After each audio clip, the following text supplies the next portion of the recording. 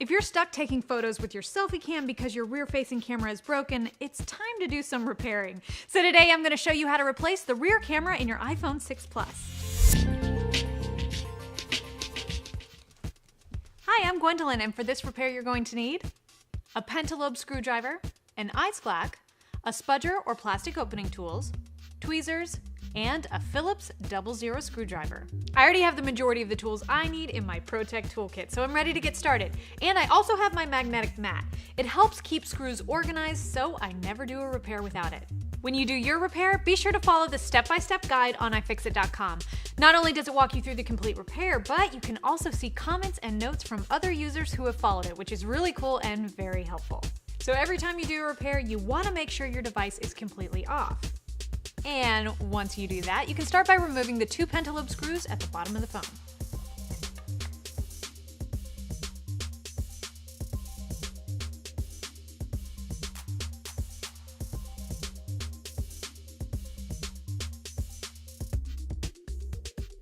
With those screws out, now we're ready to open our phone. To do that, I'm going to use this tool called the ice clack. The ice clack pries your phone open just enough, making sure it won't damage any cables inside your iPhone. If you don't have an ice clack, you can use a combination of a small suction cup or your spudger and opening tools to pry the phone open. Just be extremely careful not to damage any cables inside your phone.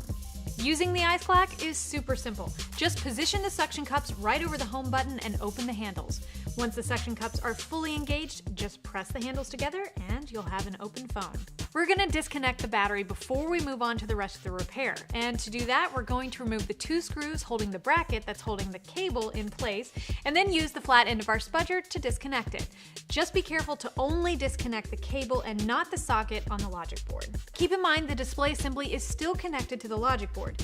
To get it completely off, we're going to need to disconnect all the cables. And before we get to those, we're going to have to remove a cable bracket which is screwed in place by 5 Phillips screws.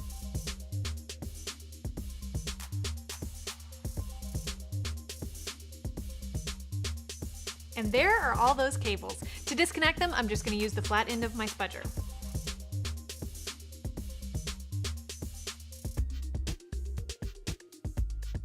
Now we have a clear view of the rear-facing camera. Only a few steps and that little guy is out. Let's start by removing the pieces of tape covering the hidden screws holding the bracket in place. Now we can remove the 2 Phillips screws and the bracket.